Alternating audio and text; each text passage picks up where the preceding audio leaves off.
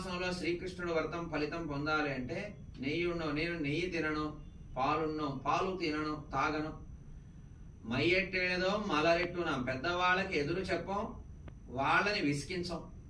మలరెట్టునా ముడియో అంటే తలలో భోగానికి సంబంధించినటువంటి మల్లెపూలు లాంటివి చుట్టుకోము.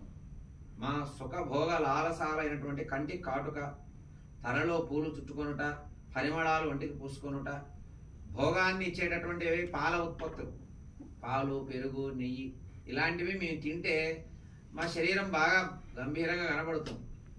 భగవంతుడు దర్శనానికి పోతే మీకేమయ్యా బాగానే ఉన్నారుగా మీరు చూస్తే అని అంటాడు స్వామి.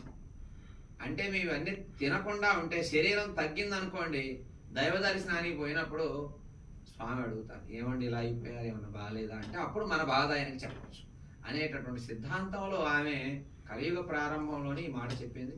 ఇది వ్యాసుల వారు చెప్పిన వ్రతం అవటం వల్ల